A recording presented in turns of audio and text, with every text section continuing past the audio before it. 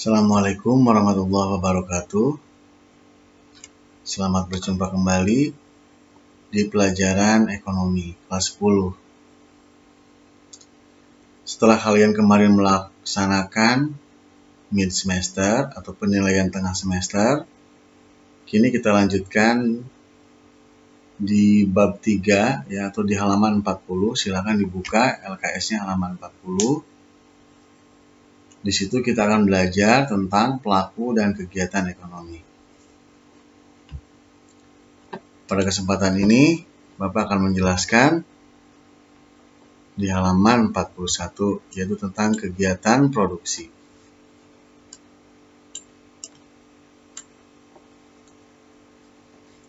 Dalam LKS kalian, dalam persepsi bahwa sepatutnya kita harus selalu bersyukur kepada Allah Subhanahu wa Ta'ala ya, dengan segala yang sudah diciptakan untuk kita, sediakan sarana prasarana di alam dunia ya, di muka bumi ini untuk mencukupi kebutuhan kita. Walaupun memang pada sebelumnya kita sudah membahasnya bahwa kebutuhan manusia itu memang tidak terbatas, sedangkan sumber daya yang terbatas. Jadi di sini harus pintar-pintarnya manusia untuk menggunakan sumber daya secara bijak agar bisa melanjutkan kehidupan selanjutnya untuk generasi selanjutnya. Silakan sekali lagi dibuka halaman 41 LKS-nya, kegiatan produksi.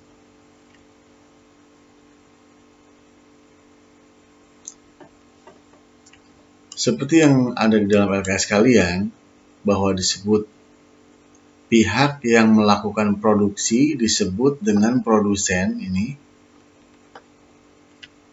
Kemudian pihak yang melakukan konsumsi disebut konsumen. Ya. Antara konsumen dan produsen memiliki perannya masing-masing. Ya. Keduanya juga saling berinteraksi dalam kegiatan ekonomi. Oleh sini dicontohkan sedang bertransaksi ya. Seorang membeli dan seorang melayani. Pada bab ini kita akan mempelajari tentang pelaku kegiatan ekonomi dan perannya masing-masing. Yang pertama, Bapak akan membahas tentang kegiatan produksi. Jadi pada pertemuan ini, Bapak singkat saja, hanya akan membahas di LKS halaman 41 dan 42. Nanti ada tugas, yaitu mengisi tabel dan menggambar kurva setelah Bapak contohkan dalam konten ini.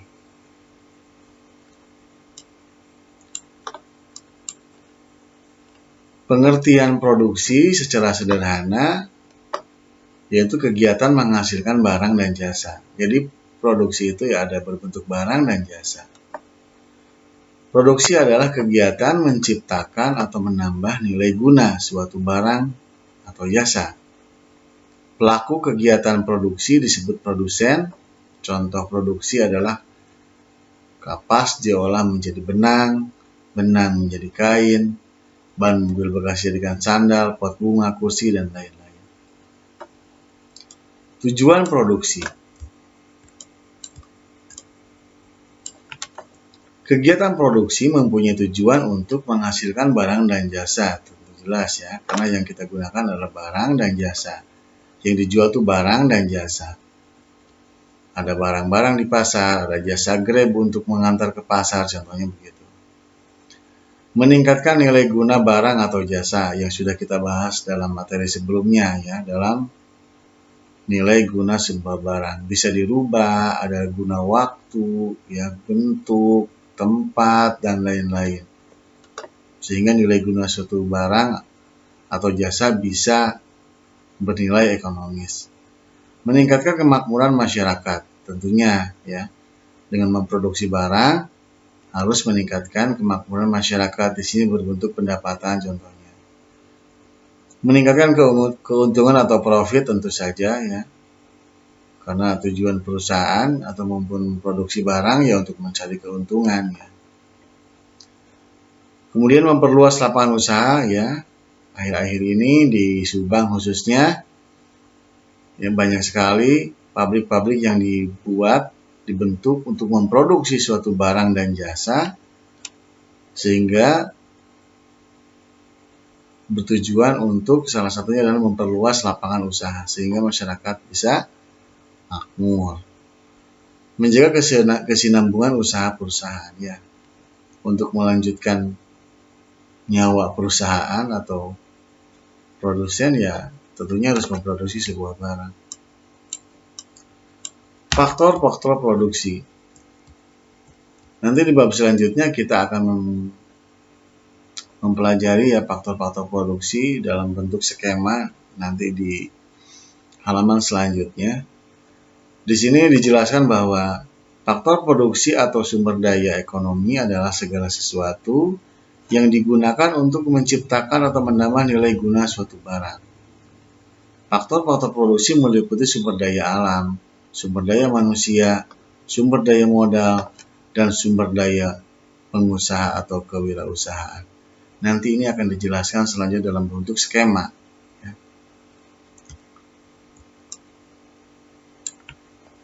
Teori perilaku produsen.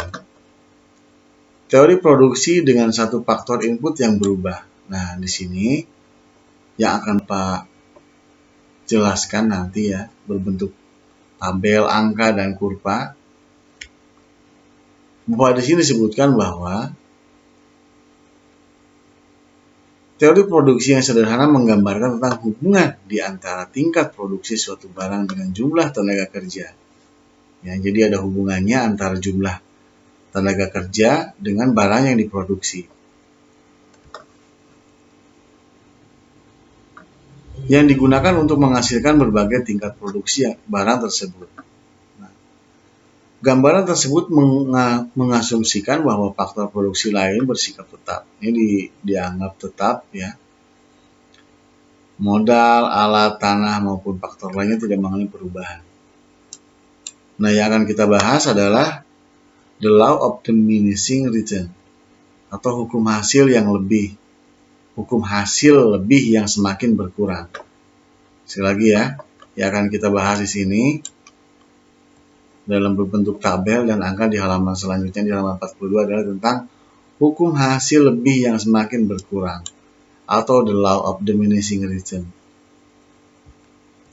Yang artinya bahwa apabila faktor produksi yang didapati ubah jumlah,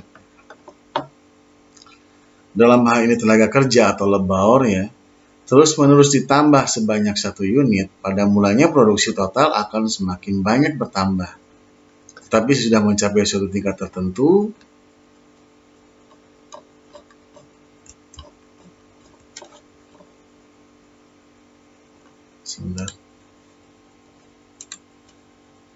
ini halaman 42-nya. Jadi ceritanya gini, ada sebuah lahan seluas 1 hektar, akan dilihat perubahannya ya. Kalau tenaga kerjanya terus ditambah, hasilnya juga semakin bertambah. Tapi apakah hasil yang bertambah itu menyebabkan perubahan yang lain? Mari kita lihat. Nah, ini kurang jelas ya. Jadi pada saat ditambah sebuah tenaga kerja ya, di sini kita contohkan, kalian bisa lihat LKS yang lebih jelas bahwa seorang petani memiliki 1 hektar lahan pertanian. Awalnya ia mengerjakan sendiri. Karena mempunyai 2 orang anak, lahan yang dimiliki dibagi dengan anak-anaknya. Jumlah pekerja mengerjakan tanah itu memang bertambah. Tetapi hasil yang diperoleh pun harus dibagi-bagi lagi dengan anaknya. Terus kalau ditambah lagi dengan cucunya, dibagi-bagi lagi. Nah, mari kita lihat. Nah ini. Pada tanah 1 hektar, pada saat tenaga kerjanya 1, maka produksi yang dihasilkan adalah sebesar 100. Ya. Ditambah lagi tenaga kerja. Ditambah lagi tenaga kerjanya menjadi 2 orang. Dengan anaknya mungkin di sini ya. Sehingga produksi yang dihasilkan bertambah lagi menjadi 300. Ditambah lagi 3 orang, jadi 600. Ditambah lagi 4 orang, jadi 880. Ditambah lagi 5 orang, ya dengan anak-anak, dengan cucunya gitu ya, dengan tetangganya mungkinnya, ditambah lagi menjadi 1550 unit yang dihasilkan. Terus ditambah sampai 7 orang menghasilkan 1190 unit. Ditambah lagi 8 orang, hasilnya masih sama. Ditambah 9 orang, loh kenapa ini jadi 1100 unit, semakin berkurang.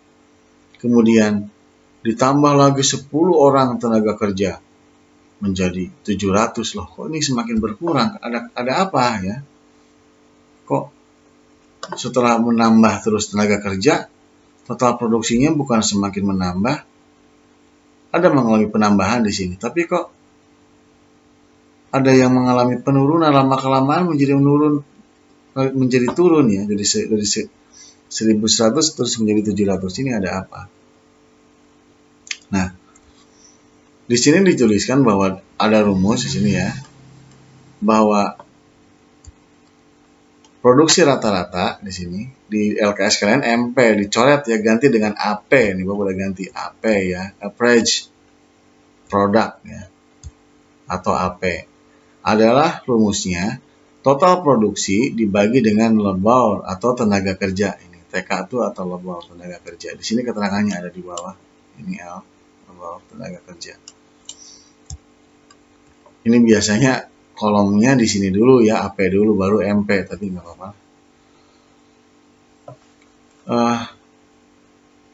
Ya udah kita lihat hasilnya. TP dibagi L. 100 dibagi 1, 100. 300 dibagi 2, 150. 600 dibagi 3, 200. Ini kalian konsentrasi di sini ya. 880 dibagi 4, 220, dan selanjutnya. Sehingga terisilah kolom rata-rata produk atau average product atau AP di sini. Selanjutnya adalah MP, marginal product. Nanti untuk penjelasan apa itu apa, marginal product itu apa, nantilah yang lebih lanjut lagi kalian bisa nanya.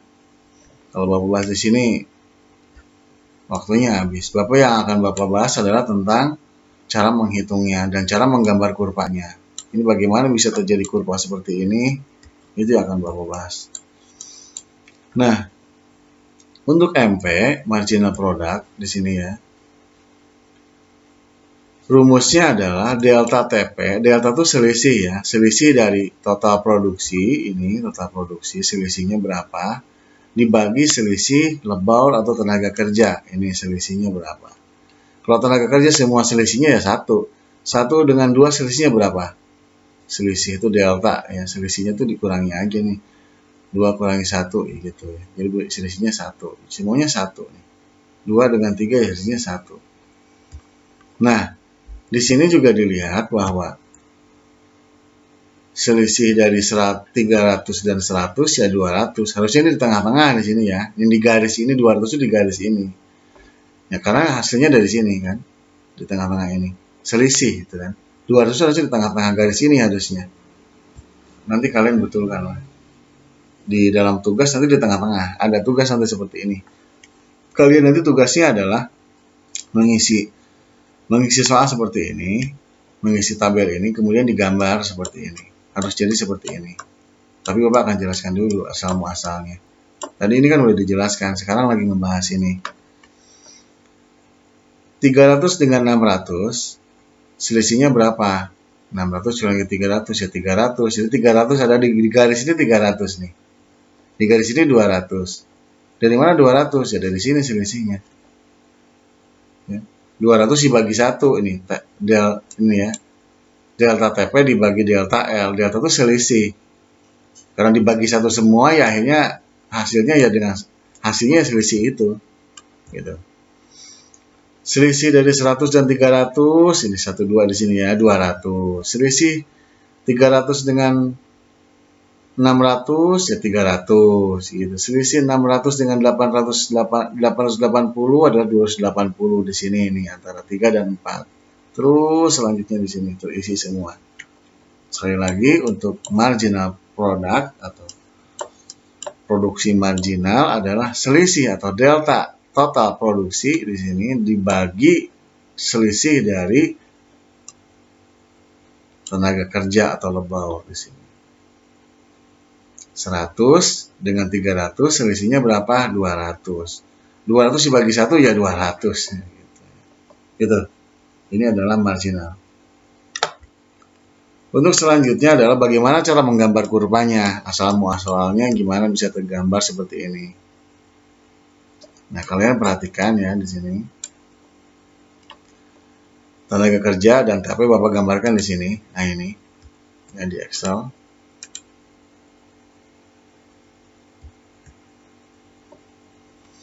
Tenaga kerja 1 ya sama dengan di LKS kalian kalau diperhatikan. Nah, bagaimana caranya? Nanti kalian sama seperti menggambar grafik ataupun menggambar kurva di matematika. Ya kalian gambar, kalau kalian punya laptop atau mengerjakan di laptop silakan tinggal di blok saja. Insert, scatter, pilih yang curve ini. Jadi gambarnya begini. Nah, kalau kalian perhatikan ini di gambar yang ini, lihat nih, tuh kan kayak gini tuh. Ini adalah kurva total produksi seperti ini. Asal muasalnya seperti ini. Tuh gitu ya. Ini adalah sumbu X yaitu dengan tenaga kerja, dan ini adalah sumbu Y adalah dengan total produksi gitu.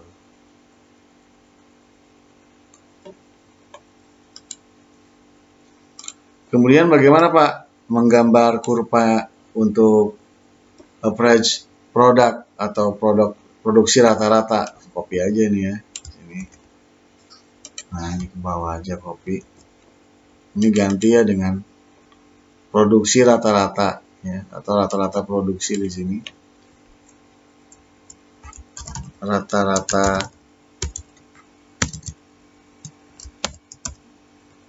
produksi rata-rata atau dalam kurung AP, average cost. Rumusnya adalah kan total produksi dibagi dengan tenaga kerja. Ya udah, dibagi kalau sinyal seperti ini. Ya, tinggal di format hasilnya biar nggak ada koma, number ini yes, desimalnya 0. Udah sama dengan di LKS kalian tuh di sini. Ini ya. Nah ini Bapak pisahkan caranya ini. Kalau digambar kurvanya gimana? Ya tinggal di blok lagi, di blok, insert, scatter, curve. Nah kayak gini. Maka digambar pun hasilnya seperti itu. Nah ini produksi rata-rata yang ini. Kalau kalian gambarnya bagus sebenarnya seperti ini, melengkungnya gini, memanjang gitu ya. Nah kayak gitu, gitu. Nah kemudian untuk marginal cost ya, nanti kalian menggambarnya juga harus seperti ini ya. Nah ini disatukan ya, jadi semua angkanya disatukan di sini, kurvanya disatukan. Jadi kalau memang ditarik sumbu-sumbu X ya, wah nanti akan arsirnya ya kalian yang kecil-kecil, arsirnya kecil-kecil aja sehingga bisa terlihat ya. Garis kurvanya tidak terlalu penuh dengan arsiran-arsiran. Ini kan titik-titik, berasal dari titik-titik kan, sehingga menjadi sebuah garis kurva gitu kan. Gitu. Jadi itu asal muasalnya. Begitupun dengan kita ganti ini, hapus dulu.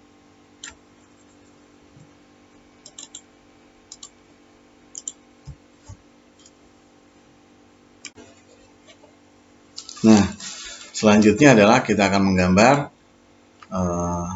kurva produksi marginal atau marginal product MP. Yang rumusnya adalah di LKS sudah ada bahwa delta TP sekali lagi selisih dari total produksi dibagi dengan selisih dari tenaga kerja. Yang kita tahu sekali lagi bahwa selisih dari total produksi 100 dengan 300 adalah 200 dibagi dengan 1, ya hasilnya 200. Selisih antara 300 dengan 600 adalah 300. Di sini di tengah-tengah ya. Dibagi 1 juga tetap ya hasilnya 300. Nah, sehingga kalau digambar total produksi ini ya, insert, scatter, curve. Semakin turun. Disinilah bahwa terbukti bahwa the law of diminishing return, bahwa hukum hasil lebih yang semakin berkurang. Iya, ditambah tenaga kerja ya. Nambah sih nambah, di sini nambah produksinya nambah, tapi setelah banyak orang ya mungkin karena terlalu banyak pekerja, tenaga kerja, akhirnya yang tadinya semangat sesuai dengan jobnya, contohnya pada saat pengen menciptakan sepeda motor ya, 5 orang nih bisa menciptakan sepeda motor dengan cepat ya, 5 unit sehari misalnya. Ditambah lagi sampai dengan 8, sampai dengan 6, ditambah lagi 6 pekerja, kok jadi berkurang ini, nggak ngepek gitu ya, karena mungkin asalnya 5 tim ini yang kompak nih membuat sepeda motor sudah apa ya, teamwork yang baik gitu ya, ditambah 1 orang malah jadi bingung, dia kagok ya. Terus ditambah lagi semakin banyak lagi karena KKN, udah masuk aja lo, kamu saudara gua lah masuk, malah bingung juga masuk kantornya, kerjanya apa nih, bingung ya, karena ini sudah solid, ini sudah keren teamworknya menciptakan sepeda motor ya. Ditambah lagi dengan maksud semakin banyak pekerja, sepeda motor semakin banyak diproduksi, ternyata malah enggak juga ya, karena enggak kompak atau lain-lain dan lain-lain. Jadi banyak faktor. Nah, sehingga bukan berarti semakin banyak jumlah tenaga kerja semakin banyak produksinya, bahwa di sini ada hukum the law of diminishing return, bahwa hukum hasil lebih yang semakin berkurang itu. Sehingga kalau digabungkan jadilah tabelnya seperti ini ya. Nah, ini tabelnya seperti ini. Setelah digabungkan, kalian nanti menggambarnya digabungkan seperti ini ya. Nah, nanti kan ini kan ada sumbu ataupun sumbu X-nya di sini nih. Nah, ini 1. Nah, kalian udah pasti bisa lah belajar menggambar kurva itu kan. Jadi ini tuh digabungin seluruhnya. Nah, kalau digabungin nah seperti ini. Nah, ini tahap 1 nih. Tahap 1 mulai ada kenaikan produksi ya, Tahap 2 udah mencapai produksi yang maksimum nih, udah keren. Pada saat tahap 3 ditambah lagi tenaga kerja, malah bukannya semakin meningkat, tapi malah semakin turun. Kenapa? Ya karena faktor tadi itu. Ya. Karena faktor yang sudah Bapak sebutkan tadi, seperti yang contohkan sepeda motor, bahwa mungkin karena kelebihan tenaga kerja bukan malah menambahkan produksi, malah menjadi amburadul ya. Menjadi lelah produksi gitu ya, malah semakin karena ada beberapa orang mungkin yang tadi itu pusing, bingung, tidak sesuai dengan job, tidak sesuai dengan keahliannya, ini yang malah ya nggak efektif gitu. Gaji harus dikeluarkan, tapi hasilnya malah semakin turun. Itulah the law of diminishing return. Tugas kalian adalah nanti ada di description konten ini ada link, kalian klik, nanti akan keluar. Nah, ini akan keluar tabel seperti ini. Kalau memang nggak keluar, kalian nanti pause aja ini ya, konten ini pause. Nah, kemudian kalian catat, nih Bapak lamain di sini. Kalian pause aja, kemudian kalian tulis, catat, dan kemudian isi. Ini berapa AP-nya dan berapa MP-nya.